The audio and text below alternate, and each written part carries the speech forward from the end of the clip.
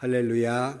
오늘 아침도 현장 예배를 드리는 사랑하는 모든 성도 여러분들과 또 온라인으로 예배를 드리는 모든 가정 위에 하나님의 은혜와 축복이 함께하기를 주의 이름으로 축원합니다.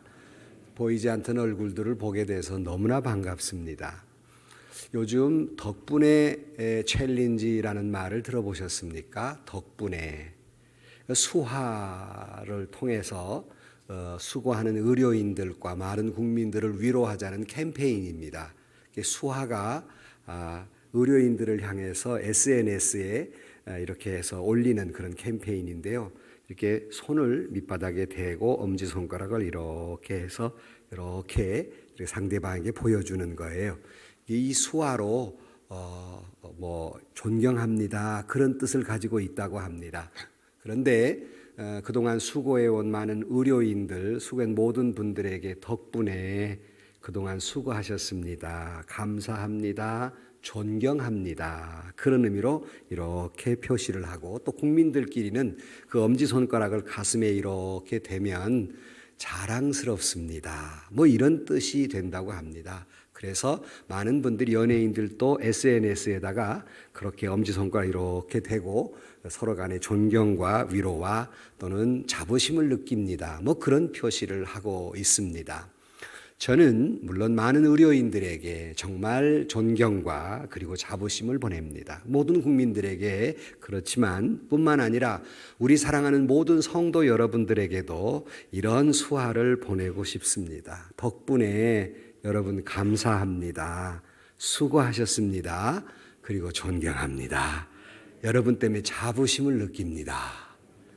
여러분만 받으면 안 되잖아요. 나한테도 하셔야지. 자, 시작. 이렇게 고맙습니다. 수고. 또 가슴에 대고 또 여러분들끼리도 한번 이렇게 먼저 이렇게 수고하셨습니다. 고맙습니다. 존경합니다. 자, 또 그 다음에 가족끼리도 하시고요. 또 가슴에 대십시오. 당신 때문에 자부심을 느낍니다. 사실 참 어렵고 힘들고 정말 오늘 뉴스에도 어제 오늘 뉴스에도 바이러스로 인해서 20만 명이 죽었다고 그래요. 이제 그 숫자가 넘어가고 있습니다. 굉장한 불행한 일이죠. 정말 세상은 이것 때문에 갈수록 우리나라는 정말 좀 한 자릿수로 이렇게 줄어들어서 감사한 일인데 세계는 더욱 수렁 속으로 들어가고 있습니다. 정말 이렇게 어렵고 또 힘든 세상이지만 또 우리가 염려하는 것은 이것이 잦아들지만 이후의 세상이 어떻게 바뀔까, 더 많은 어려움, 쓰나미, 경제적인 고통이 우리에게 임할 것인데 이런 것 때문에 걱정스러우나 그럼에도 불구하고 우리는 서로 간의 존경을 포하고 감사한 마음을 갖고 위로하는 그런 저와 여러분들이 되실 수 있기를 주의 이름으로 축원합니다. 요즘 농부들도 보면 이렇게 농사를 지어놨는데 봄철에 수확 그런 것들을 이렇게 되니까 이게 사가질 않으니까 그냥 다 갈아엎는다고 그래요. 화훼 농사를 짓는 분들도 꽃을 다 심어놨는데 졸업 시즌에 그냥 입학 시즌 그냥 다 지나가 버리니까 정말 울고 있는 상황 속에 있거든요. 그래도 여러분 혹여 농부가 올해 농사를 망쳤어도 그래도 농부는 씨앗을 뿌리는 겁니다. 아무리 지금 내가 농사를 망쳤다고 밭을 갈아엎었다고 해서 씨앗을 뿌리지 않는 것이 아니라 그럼에도 불구하고 씨앗을 뿌려요. 이것은 바로 농부에게 씨앗이란 희망이기 때문입니다. 그러므로 우리가 아무리 절망적 상황, 갈아엎는 상황이 있을지라도 여러분 항상 희망의 꽃씨를 뿌리는 저와 여러분들이 되시기를 주의 이름으로 축원합니다. 그래서 오늘 제목이 희망의 꽃씨를 뿌리는 사람, 그런 제목이에요. 그런데 오늘 우리 같이 읽은 말씀의 배경을 첫 번째로 보면 사실은 이 시편 126편은 크게 시편을 분류하는 가운데에서 감사의 시예요. 여기 타이틀이 뭐라고 하냐면 성전에 올라가는 노래 그랬어요. 여러분 오늘 오랜만에 나오신 교우 여러분 얼마나 마음이 기뻐요. 그러니까 성전에 올라가는 노래, 이게 감사시로 분류되어 있습니다. 바로 이스라엘 민족들은 처절한 상황 속에서 그들이 희망을 잃지 않는 이스라엘 민족의 노래입니다. 그들의 상황이 어떤 의미냐면 사실은 이 배경은 이스라엘 백성들이 바벨론 포로로 70년간 포로 생활을 합니다. 그러니까 10살 때 끌려간 아이가 이제 포로 해방이 돌아오는데 80살이 돼서 돌아오는 거예요. 이 기가 막힌 현실이죠. 근데 이스라엘 백성 민족이 바벨론 포로로 3차례로 끌려갔다가 다 돌아오면서 얼마나 기뻤는지 오늘 1절 말씀에 여호와께서 시온의 포로를 돌려보내실 때 우리는 꿈꾸는 것 같았도다. 얼마나 기쁜지 이게 꿈인가 생신가 그렇게 기뻤단 말이에요. 여러분 오늘 예배당 나오면서 이게 꿈인가 생신가 그런 마음으로 오셨습니까? 감동이 없어요 별로. 이게 꿈인가 생신가. 이스라엘 백성이 너무 기쁜 거예요. 이게 꿈인가 생신가 믿기 어려웠어요. 그리고 2절 말씀에 그때에 우리 입에는 웃음이 가득하고 우리 혀에는 찬양이 찼었도다. 그때에 뭇 나라 가운데 말하기를 여호와께서 그들을 위하여 큰 일을 행하셨다 하였도다. 그러니까 그들은 입꼬리가 올라가고 웃음이 끝이지 않았고 혀는 그냥 자기도 모르게 하나님을 찬양했고 더군다나 기쁜 것은 이웃나라 사람들이 이것을 보면서 야 너들 정말 이스라엘의 하나님이 큰 역사를 하셨구나 하고 오히려 이웃나라 사람들이 하나님을 찬양하니 이보다 더 기쁜 일이 어디 있겠어요? 이보다 더 감격이 어디 있겠어요? 이보다 더 신나는 일이 어디 있겠습니까? 그래서 이게 감사의 시예요. 성전으로 올라가면 하나님 앞에 감사하고 기쁨이 충만한 그런 모습이에요. 오늘 또 보이지 않던 얼굴들이 보여서 너무 반갑고 기쁘고 우리가 기쁜 마음으로 예배를 드리지만 속히 모든 우리 성도들이 교회로 돌아와 이런 기쁨 충만한 가운데에서 서로 축복하고 은혜 나누는 귀한 날이 속히 오기를 주의 이름으로 축원합니다. 이제 예배가 회복돼야 돼요. 이제 다 돌아오셔야 됩니다. 그런데 문제는 이러한 기쁨 가운데에서 기쁨 속에서 기쁨만 있는 것이 아니라 절망의 상황이 펼쳐집니다. 그것이 다음 4절로 6절 말씀의 표현을 보면 알 수 있어요.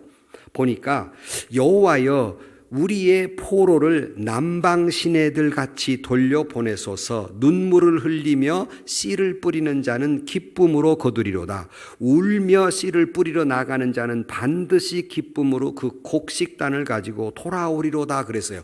아니 지금 입꼬리가 올라가고 기쁘기 충만해 갑자기 울며 씨를 뿌린다는 말이 나와요.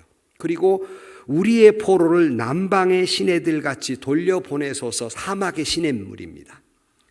이게 무슨 뜻일까? 이들이 정말 기쁨이 충만한 가운데 이내 마음속에 고난, 슬픔, 어려움이 닥쳤다는 의미예요. 앞에는 기뻤는데 금방 어려움이 있어요. 어떻게 된 일일까? 단순히 오늘 본문으로 보면 다 이해하기가 어려워서 이 시편이 나오는 주변 상황을 에스라서나 성경의 여러 곳을 조합해서 보면 이 사연을 이해할 수 있습니다. 이렇게 기쁨이 충만한데 갑자기 눈물을 흘리며 씨를 뿌려야 할 상황은 어찌 된 일일까? 자, 이들은 고레스의 칙령에 의해서 너희들 고향으로 돌아가라 하고 해방을 하니까 너무 허겁지겁 고향으로 돌아왔지요. 70년간을 고향에 돌아가고 싶었어요. 꿈에 그리던 고향. 들판에는 목동들이 양들을 치고 목동의 피리 소리가 들리고 아름다운 꽃이 피고 푸른 초원에 그들은 아름다운 내 고향 땅 언제는 돌아갈까? 이렇게 소원을 하면서 그들이 살았습니다. 그리고 그런 고향을 그리면서 허겁지겁 고향으로 돌아왔어요. 그런데 고향으로 돌아오는 기쁨은 꿈인가 생신가 그럴 수 없이 기뻤는데 돌아오는 순간 이내 닥쳐드는 슬픔이 그들에게 있었습니다.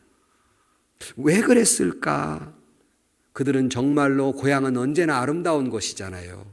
고향이란 누군가 나를 아무도 기다려주는 사람도 없는데 내가 가면 맞아주는 사람이 있는 것 같은 것, 언제나 보아도 따뜻한 곳이 고향이지 않습니까? 근데 막상 돌아와 보니 기다려주는 사람은 아무도 없었습니다. 다 포로로 끌려갔기 때문에. 그리고 그때 내가 어렸을 때 놀던 집터, 내가 놀던 동산은 이미 폐허가 돼버렸어요. 이스라엘 민족을 다 포로로 끌려가서 그들이 살던 집은 이미 70년이 지난 빈집 상태, 완전히 폐허가 돼버린 거예요. 도시는 폐허가 됐고 성벽은 무너져 버렸어요. 그러니 그들이 그처럼 아름답게 여겼던 예배당이 무너져 버렸어요. 막상 돌아오니까. 그냥 꿈에 그리던 고향이 아니더란 말이죠. 그러니까 웃음꽃이 활짝 핀 채 찬양하라며 돌아와 봤더니 이게 엉망이 되어버린 겁니다. 기다리는 건 그렇게 아름다운 고향 땅이 아니고 굶주림과 폐허투성이인 아무것도 없는 처절한 실망을 느끼게 됩니다. 그러니 울며 씨를 뿌릴 수밖에 없어. 조금 전에 기쁨 충만했는데 어려움은 그것만 있으면 다행이에요. 두 번째, 사람이 배고플 때 밥만 먹었으면 하지만 밥을 먹으면 딴 생각이 나잖아요. 고향만 돌아가면 좋겠다고 고향으로 돌아왔어요. 왔더니 우리나라 남북의 이산가족처럼 제2의 이산가족이 생겨버린 겁니다. 좋아서 허겁지겁 돌아왔더니 삼촌도 안 왔네, 작은아버지도 안 왔어, 우리 형님도 안 왔네, 이런 사연이 있는 거예요. 무슨 말이냐면 거기에 70년을 살다 보니까 거기에 이미 자리 잡아버린 사람은 돌아올 수가 없었어요. 이미 스타덤에 오른 사람들은 또 거기에 있는 사람들은 못 돌아오는 사람이 많이 있었고 또 붙잡혀서 못 돌아오는 사람도 있었습니다. 그러니까 막상 돌아오고 보니 이게 이제 고향은 돌아왔는데 그리운 부모님이 거기 계신 사람, 형제가 있는 사람 다 돌아오지 못하니까 남방의 시내처럼 돌려보내달라는 건 그들도 어떠서 속히 오게 해달라고, 보고 싶다, 그립다, 그런 말이에요. 그러니 그리움이라고 하는 슬픔이 이내 그들을 마음 아프게 해요. 여러분, 탈북한 사람들이 왜 괴로워합니까? 여기에 적응도 어렵지만은 배가 따뜻해 보니까 두고 온 부모님이 생각나는 거예요. 배만 부르면 사람이 사는 게 아니로구나. 고향이 그리운 겁니다. 아무리 백올톤 고향이라도 고향이 그리운, 그게 적응하기가 어려운 거예요. 그러니까 이들도 막상 고향으로 돌아오니까 부모 형제가 두고 온 부모 형제가 생각난단 말이죠. 다 오질 못했으니까. 그러니 처절한 이 산의 아픔을 겪고 있는 거예요. 이것만 있는 것이 아니라 또 다른 고통이 오게 됩니다. 바로 그것은 그들이 고향으로 돌아오자 그들이 그처럼 하나님께, 여기 성전으로 올라가는 노래잖아요. 그들이 돌아오자마자 했던 일 가운데 하나가 성전을 짓는 일이었습니다. 빨리 성전을 지어 하나님께 예배를 드려야 되니까 예배 회복을 위해서 그들이 돌아와서 먼저 예배당을 지었어요. 그런데 여러분 생각해 보세요. 자기들도 노예로 살다가 빈털터리로 왔는데 자기 목구멍에 이 풀칠하기도 힘드는데 그 상황에 어떻게 성전을 짓겠습니까? 그래도 그들은 최선을 다해서 성전을 지었어요. 그러면 불쌍한 사람 옆에 있으니까 이웃나라도 도와줘야 되는데 이게 아시리아 사람 같은 경우는 그들을 조롱하고 회방하고 어렵게 만드는 거예요. 그래도 어려운 가운데 성전 좀 짓겠다고, 예배를 제대로 드리겠다고 하는데 이게 방해거리가 너무너무 많은 겁니다. 그게 너무 힘든, 경제적 어려움뿐만 아니라 너무나도 힘든 겁니다. 거기다가 나름 이제 얼추 다 지어진다, 반절 이상을 지어질 때 이렇게 보니까 신세대들은, 옛날 성전을 못 봤던 세대들은 이야, 드디어 우리가 하나님을 찬양하는 예배당을 이제 졌다 하고 이제 그 형태를 갖춰가는 예배당을 기뻐했는데, 구세대들, 옛날 성전을 보았던 세대들, 요즘 낫대족 아십니까? 낫대는 이 사람들이 보니까 낫대 예배 드렸던 성전과는 비교할 수 없을 정도로 초라했습니다. 신세대는 이야, 드디어 우리가 예배당을 지었다라고 좋아하는데 구세들은 우리가 돌아와 예배당을 짓는 게 이것밖에 안 되나? 왜 이렇게 초라하나? 하고 낙심됐습니다. 우리 실력 이거밖에 안 되나? 옛날에 비하면 이건 초가집인데 이걸 기뻐할 수가 없었어요. 너무나도 마음이 아팠어요. 우리 능력이 이것밖에 안 되는가? 하나님께 바칠 성전이 이 모양인가 말인가? 옛날의 성전은 너무나도 멋있었는데 하고 그들이 땅을 치고 울었습니다. 그리고는 이내 그들은 낙심해서 고향으로 돌아와서 기쁨이 충만한 것은 잠깐이었고 그들에게는 계속해서 낙심된 일이 있었어요. 성전이 이거밖에 안 되나? 요즘 담임 목사님끼리 서로 어려우니까 너네 교회는 어떠냐, 우리 교회는 이렇다, 목사님 교회는 어떻습니까 하고 서로 정보 교환을 서로 많이 해요. 예배는 앞으로 어떻게 회복돼야 되는가 서로 이렇게 정보 교환하는데 요즘 그런 말이 돌아요. 이제 예배가 회복돼도 담임 목사님들은 다 상처받을 겁니다. 아니 예배가 회복되는데 왜 담임 목사들이 상처가 될까? 염려스러운 것은 예전만큼 다 돌아오지 못할 것이다 하는 것 때문에 담임 목사들이 상처받을 것이다 그런 얘기예요. 뭐 우리도 완전히 다 회복되지는 않았지만은 참 기대 이하할 거다 하는 거예요. 그렇게 초라할 수가 없는 거예요.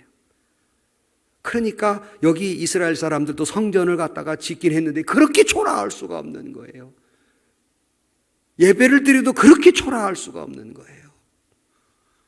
여러분 아무도 없는 예배당에 설교한 제 심정을 아시겠습니까? 아무도 없는데 우리 부목사님들이 찬양 예배 드리려고 힘들어서 죽을 뻔하다고 내 심정을 알겠냐? 내가 그래서요. 그렇게 초라할 수가 없어요. 그런데 이것이 완벽히 회복될까? 너무나 마음 아픈 거예요. 이스라엘 사람들의 심정을 100번 이해가 되는 겁니다. 사실 우리가 신앙생활에도 그렇잖아요. 처음 예수 믿을 때 이게 뭔가 와서 그 신앙이 주는 기쁨, 평안 그렇게 누리고 살다가 그것이 길지 않아요. 처음에 예수 만난 기쁨과 그 감격으로 살다가 조금 지난 다음에 세월이 지나서 내가 이제는 예수 믿는 사람으로 올곧이 서 있겠지라고 생각했는데 그처럼 내가 싫었던 죄 가운데 어느덧 나도 서 있는 때가 있고 열심히 있는 신앙으로 살 줄 알았는데 나쁜 습관 하나도 제대로 고치지 못하고 내가 이렇게 예수 믿고 살면 이제 내 가정은 행복하겠지 그랬더니 믿었던 자식이 쓰러지고 믿었던 남편이 배신하고 잘됐던 사업도 때로는 힘들어지기도 하고 믿음이 흔들려 쓰러질 때 정말 낙심이 되지요. 내 믿음이 이거밖에 안 되던가? 내 신앙이 이것밖에 안 됐는가? 이런 류의 그들의 실망이 있어서요. 사실은 어려움 속에 있는 사람이 거듭 어려움 당하는 건 그래도 원래 어려웠기 때문에 감당할 만합니다. 그런데 아주 잘 나가다 갑자기 어려움을 당하면 견디기 어려워하는 거예요. 그러니까 이스라엘 사람들도 와서 너무 기쁨으로 충만해서 딱 고향에 돌아와 보니까 너무 실망되니까 낙심이 처절했던 것입니다. 웃음은 일순간에 사라져버리고 그들에게는 고통이 찾아온 거예요. 여러분 이제 2주가 지나면 다음 주부터 가정의 달이에요. 우리가 처음에 결혼할 때 정말 꿈 같지요. 결혼하면 행복하게 살 것이라고 기대합니다. 행복하시죠? 뭐 아멘을 별로 안 하는 것 같아요. 기대한 만큼 행복하십니까? 이야 대단합니다. 나는 기대한 만큼 안 행복해요. 우리 아내가 호랭이로 변해갖고 그런데 아무튼 행복하리라고 기대했지만 사실은 여러분 기대한 만큼 그렇게 저 푸른 초원 위에 그림 같은 집을 짓고 사랑하는 아내와 살고 지고가 안 되더라는 얘기예요. 굴곡이 있어요.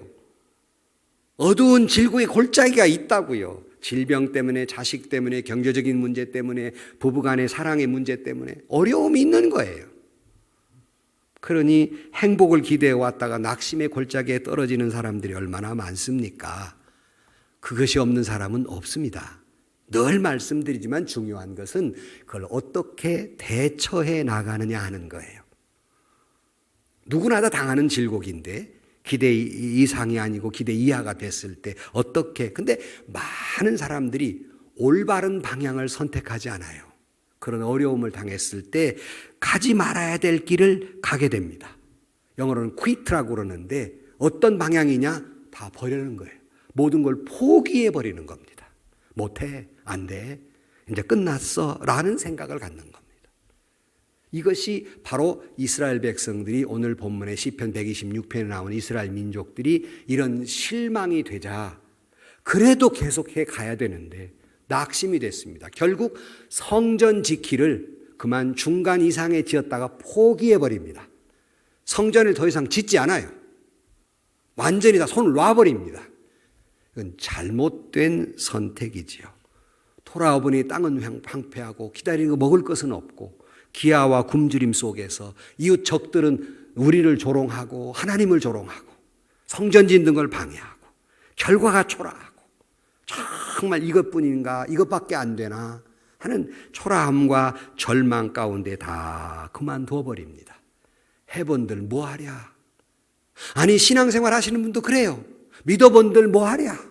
어려움은 마찬가지고 고통은 힘들고 내가 원하는 대로 안 되는데 믿어본들 뭐하랴. 잘못된 선택을 해요. 신앙마저 포기해버려요. 낙심이 너무 크기 때문입니다. 여러분들이 지금 어떤 상태이십니까? 교회 한번 잘 나가봐야지 기대를 하고 여러분 2020년 참 얼마나 마음 아프냐면 우리 2020년 시작할 때 송구영신 예배 1월달 예배를 드리면 얼마나 꿈이 컸어요. 금년에는 내가 좀 잘 믿어버리라. 금년에는 우리 가정 좀 잘 되겠지. 내 자식 잘 되겠지. 내 사업 어떻게 잘 되겠지. 믿음도 좀 잘하겠지. 봉사도 열심히 해봐야 되고 성가대도 열심히 해봐야 되고 교사도 좀 열심히 해봐야 되겠다는 희망찬 새해가 시작되는가 동시에 코로나 바이러스라는 것이 오기 시작하면서 모든 꿈이 무너져 버렸지 않습니까? 얼마나 절망스럽습니까? 그러다 보니 어떤 사람은 이렇게 예배를 그래도 온라인으로든 예배를 유지하는 사람이 있는가 하면 포기해버립니다. 신앙생활을 중단해버립니다. 앞으로 계속 교회에서 봉사를 해야 되는데 이제 봉사마저도 이제 포기해버리고 낙심해버리고 주저앉은 사람들이 혹 있지는 않습니까?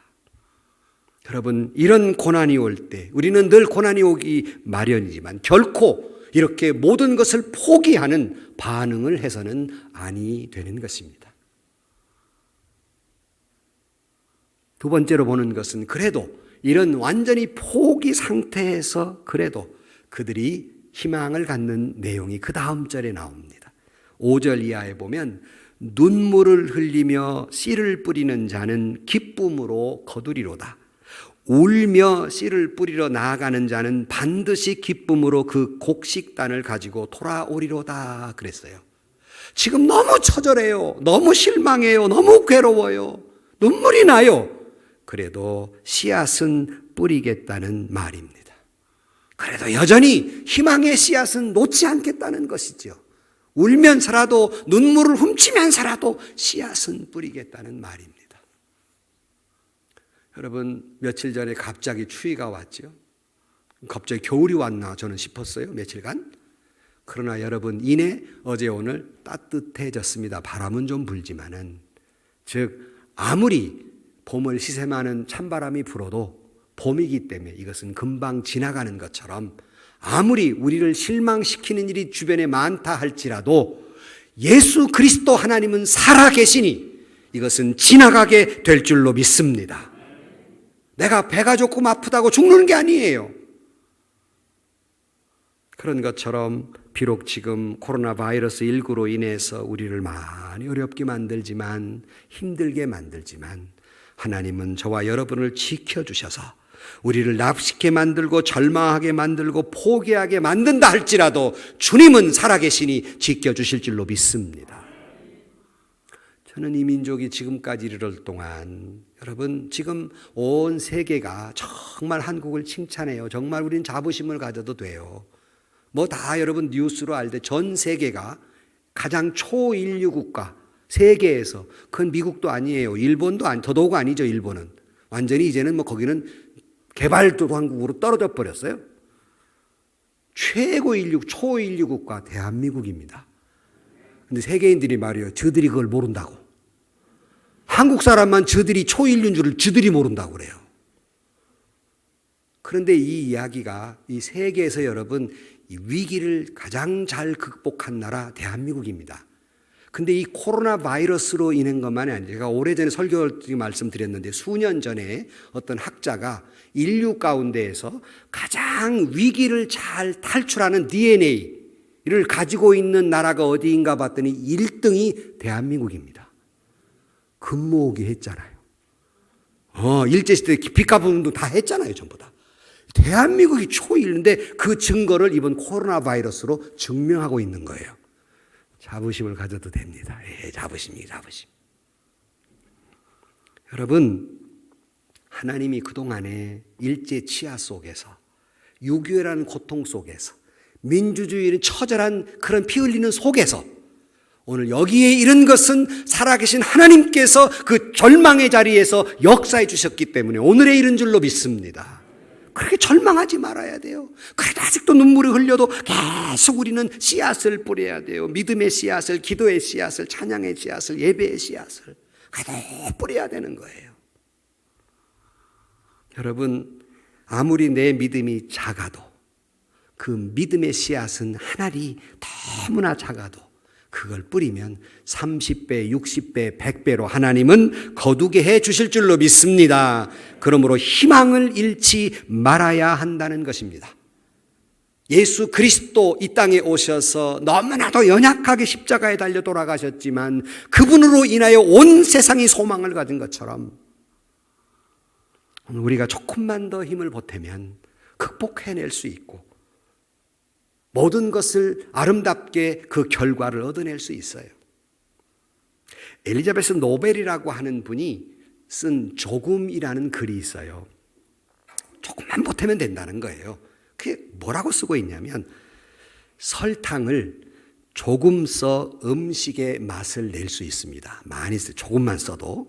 비누를 조금 써서 온몸을 깨끗하게 만들 수 있습니다. 햇볕을 조금만 쏘여도 새싹이 나게 됩니다.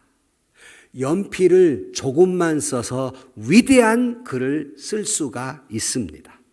양초가 조금만 남았어도 주위를 환하게 밝힐 수 있습니다. 이게 조금이에요. 비록 우리의 믿음이, 저와 여러분의 믿음이 때로는 적어서 때로는 절망적이고 때로는 눈물이 나고 때로는 희망이 사라진 것 같이 보여도 울며 씨를 뿌리면, 믿음을 뿌리면, 희망을 뿌리면, 비전을 뿌리면 한두 번 실패했다고 포기하지 말고 우리가 믿음의 씨앗을 뿌리면 다시 일어나게 될 줄로 믿습니다. 여러분의 믿음도 세상도 이 나라도 우리 교회도 다시 일어나게 될 줄로 믿습니다. 코로 혹시 인생을 살다가 실패의 쓴 잔을 마셨습니까? 공부에 씨앗을 뿌렸는데 낭패를 보셨습니까? 행복할 줄 알았던 씨앗을 뿌렸는데 북풍 한설 몰아치고 있습니까? 열심히 나름대로 믿음으로 살고 교회의 성장을 위해 살았는데 어려운 고비를 넘기고 있습니까? 다 힘들지요. 거기에 힘 안 드는 사람이 어디 있겠습니까? 다 힘들지요. 그러나 내 믿음이 조금이라도 여러분 낙심하지 말고 포기하지 말고 작은 믿음의 씨앗이라도 절대 포기하지 말고 울며 씨앗을 뿌리면 하나님이 반드시 거두게 해 주실 것입니다. 이런 재미난 얘기가 있잖아요. 펼쳐지지 않으면 죽는 두 가지가 있다. 펼쳐지면 죽는 게 두 가지가 있대요. 하나는 낙하산. 이거 안 펼쳐지면 죽잖아요. 다음이 중요합니다. 하나는 사람의 얼굴. 여러분 얼굴 미간을 펼치지 않으면 죽습니다. 무슨 말이냐면 찌든거리고 살면, 절망하며 살면 남는 건 죽음밖에 없어요. 여전히 희망의 낫꽃을 피우면, 얼굴을 펼치면 여러분은 살 길이 열리게 될 줄로 믿습니다. 얼굴을 피세요. 희망을 가지세요. 믿음의 씨앗을 뿌려보세요.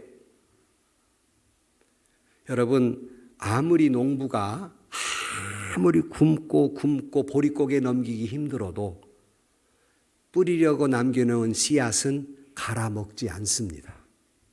계속 남겨두지요. 그거 먹으면 끝장나는데요.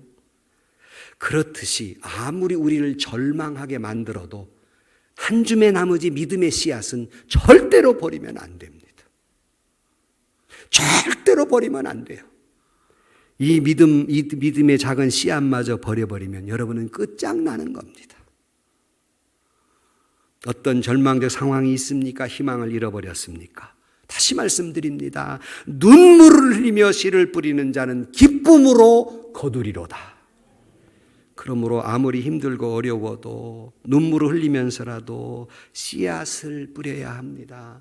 아무리 슬퍼도 슬프다고 파종하지 아니하고 비바람 분다고 파종하지 않으면 가을에 아무것도 거둘 수 없듯이 내 작은 믿음이지만 힘들다고 어렵다고 믿음을 포기하고 낙심해버리면 아무것도 거둘 게 없는 겁니다. 그러므로 어두움이 칠같이 나를 덮어온다 할지라도 여러분, 작은 불이 큰 불을 일으키는 것처럼 하나님은 여러분 하나 둘 셋 넷 숫자를 통해서 일하지 아니하고 여러분의 믿음의 희망, 비전을 보고 역사하십니다. 숫자를 보고 역사하시는 게 아니라 여러분의 믿음, 희망, 비전 이걸 보고 역사하시는데 고로 우리는 아무리 세상이 어둡고 바이러스로 절망적이고 앞으로 여러분 더 걱정스러운 것은 바이러스가 지나고 나면 경제적 어려움의 쓰나미가 몰려들 것이 뻔한 사실이에요. 더 두렵습니다. 아니 여러분 이런 속에서라도 결코 믿음의 씨앗을 놓치지 말고 희망의 꽃씨를 뿌리는 여러분 모든 믿는 여러분들이 되시기를 주의 이름으로 축원합니다. 세 번째는 그러면 우리가 지금 여러분은 뭘 심고 있느냐예요. 심기는 심는데 뭘 심고 있느냐. 요즘 코로나 바이러스로 인해서 많은 의사들이나 이런 분들이 열심히 노력하는데 한편으로는 학자들이 코로나 바이러스 이후의 세상은 어떻게 변할 것인가 인문학자들이나 역사학자들이 연구를 하고 있어요. 뻔히 닥쳐올 세상이기 때문에. 그런데 분명히 말하는 게 있습니다. 그것은 여러분 우리가 대비해야 되는데 코로나 바이러스가 지나서 금년이 지날지 내년이 끝날지는 모르지만 지난 이후의 세상은 이전 세상과 이후 세상은 확연히 다를 것이라는 것입니다. 확연히 다르다는 겁니다. 어떤 세상이 될지 함부로 예측할 수는 없으나 철학적 가치관도 모든 사회의 모든 구조도 완전히 바뀌게 될 것이라는 예고입니다. 저는 이 말이 전혀 틀리지 않다고 봅니다. 전혀 다른 세상이 우리를 기다릴 것입니다. 더욱 저는 목사로서 걱정스러운 것은 이 코로나 바이러스 이전의 교회와 이후의 교회는 전혀 다른 형태가 될 것이라는 사실입니다. 코로나 바이러스 이전의 믿음과 이후의 교인들의 신앙생활은 전혀 달라질 것이라는 겁니다. 이것이 긍정적인 면도 있고 부정적인 면도 있습니다. 걱정스러운 면도 없지 않아 많이 있습니다. 오늘 내가 무엇을 심을 것인가 중차대한 시점에 우리가 있다는 사실을 알아야 됩니다. 근데 이게 세상이 앞으로 완전히 많이 변할 것이라는 것이 예고된 것이에요. 우리나라가 88 올림픽 이전과 이후의 나라가 그것만으로도 완전히 바뀌었는데 또 우리 경제 위기가 몇 년 전에 있었을 때 그 전과 이후의 가정의 모습도 완전히 이혼율이 높아지는 완전히 변했듯이 코로나 바이러스는 나라 문제, 세계의 문제입니다. 완전히 바뀐 세상이 우리를 기다리고 있을 것입니다. 그러나 세상이 아무리 변해도 변치 않는 사실이 있습니다. 그 사실 중에 하나를 말씀을 드리면 세상이 아무리 가치관이 변하고 아무리 세상이 변해도 변치 않는 것이 있어요. 하나님도 이게 어떻게 못해요. 뭔지 압니까? 뿌린 대로 거둔다는 겁니다. 심은 대로 거둔다는 사실입니다. 이건 변치 않습니다. 여러분이 오늘 무엇을 심냐에 따라서 그대로 거둘 것이지 아무리 세상이 변해도 이건 불변입니다. 하나님은 콩 심은 데 콩나게 하시지 콩 심은 데 팥나게 하시지 않아요. 못하시는 것이 아니라 아니하십니다. 그러므로 중요한 것은 오늘 내가 무엇을 심냐는 겁니다. 뿌리지 않고 거두는 사람 세상에 없어요. 심지 않고 거두는 사람 세상에 없어요. 나쁜 것을 심었는데 좋은 것을 거두는 사람 없어요. 거짓말을 심고 진리를 거둘 수가 없습니다. 게으름을 심고 성공을 거둘 수가 없습니다. 욕심을 심고 축복을 거둘 수가 없습니다. 미움을 심고 사랑을 거둘 수가 없는 거예요. 그러므로 내가 오늘 무엇을 심냐는 대단히 중요합니다. 여러분, 말씀의 씨앗을 뿌리지 않고는 교회의 성장은 있을 수 없는 겁니다. 희망과 비전의 씨앗을 뿌리지 않고는 승리하는 인생의 열매를 거둘 수 없어요. 정성의 씨앗을 뿌리지 않고는 감동의 열매를 거둘 수가 없는 겁니다. 열심의 씨앗을 뿌리지 않고는 성공의 열매를 거둘 수가 없는 겁니다. 사랑의 씨앗을 뿌리지 않고는 행복의 열매를 얻을 수가 없는 것입니다. 용서의 씨앗을 뿌리지 않고는 기쁨의 열매를 얻을 수가 없는 겁니다. 섬김의 씨앗을 뿌리지 않고는 섬김의 열매를 거둘 수가 없는 겁니다. 기도의 씨앗을 뿌리지 않고는 응답의 열매를 얻을 수가 없는 겁니다. 믿음의 씨앗을 뿌리지 않고는 구원의 열매를 얻을 수가 없는 겁니다. 예배의 씨앗을 뿌리지 않고는 은혜와 축복과 은혜의 씨앗 열매를 거둘 수가 없는 겁니다. 그건 사실이잖아요. 아무리 가치관이 변하고 아무리 세상이 변해도 이거는 불변이에요. 그러므로 여러분이 어떤 씨앗을 뿌리냐 굉장히 중요하다는 겁니다. 세상이 요동칠수록 세상이 극렬하게 변화될 것이 눈에 뻔히 보이는 지금 시점이라 할지라도 더 중요한 것은 오늘 내가 무엇을 심냐는 겁니다. 성도 여러분, 오늘 아무리 어려워도 희망의 씨앗, 우리 믿는 이 희망의 씨앗, 아무리 내가 작은 믿음이라도 믿음의 씨앗을 뿌리고 은혜와 구원과 축복의 열매를 거두는 저와 여러분들이 되시기를 주의 이름으로 축원합니다. 심지 않고 뿌리지 않고는 거둘 수가 없는 것이 옳시다. 결론으로 말씀을 드립니다. 사람들은 성공했다, 그러면 뭘 많이 가졌다라고 생각을 해요. 이건 착각입니다. 진정한 성공은 여전히 희망을 잃지 않는 사람이 성공한 사람이에요. 여러분, 뭘 실패했습니까? 포기하지 않는 한 여러분 실패자가 아직 아니에요. 실패자는 포기하는 순간 실패자가 되는 것이죠. 10,000번을 실패해서도 포기하지 않는 사람은 아직 실패자가 아닙니다. 즉 진정한 성공은 여전히 희망을 갖는 사람이에요. 여러분, 우리 미래에 내 삶을 성공적으로, 내 믿음을 성공적으로 살기를 원하신다면 아직도 어떤 경우에도 절망하지 아니하고 포기하지 아니하고 다 손 놔버리지 아니하고 여전히 희망의 씨앗을 뿌리는 겁니다. 여전히 희망의 씨앗을. 그리고 우리는 세상을 향해서 이 희망의 꽃씨를 많은 사람들에게 전해줘야 할 사명이 우리 믿는 이들에게 교회에 있다는 사실입니다. 어느 18세 소녀가 있었습니다.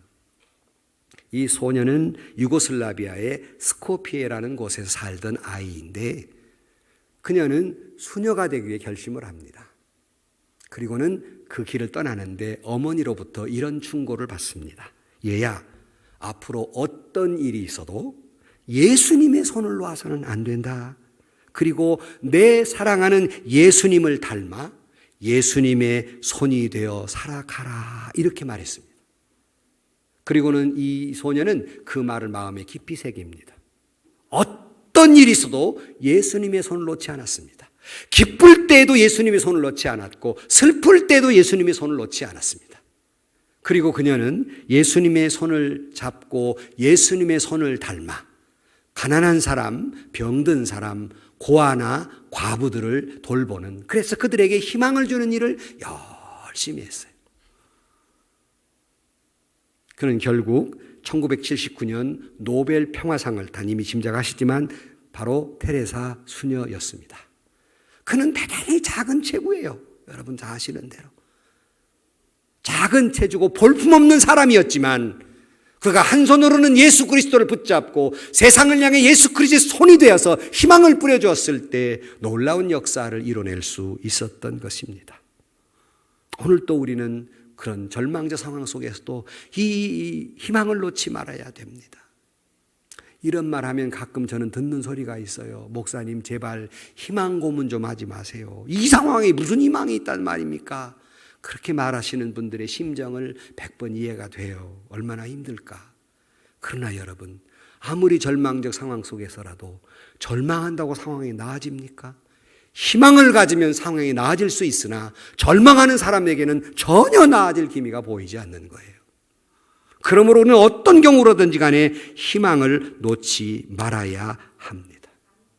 오늘 또 믿는 사랑하는 성도 여러분, 우리는 믿음의 씨앗을 가지고 희망의 세상 속에 세상의 희망의 씨앗을 뿌려 주어야 할 사명이 우리에게 있습니다. 우리 자신이 그 믿음의 씨앗을 가지고 믿음을 뿌리는 자들이 되고 세상을 향해서 내가 지금 비록 눈물이 나지만 힘들고 어렵지만 괴롭지만 씨앗을 뿌리면 오늘 본문 다시 읽어드립니다. 주님 이렇게 말씀하십니다. 눈물을 흘리며 씨를 뿌리는 자는 기쁨으로 거두리로다. 울며 씨를 뿌리러 나가는 자는 반드시 기쁨으로 그 곡식단을 가지고 돌아오리로다. 기도하십시다.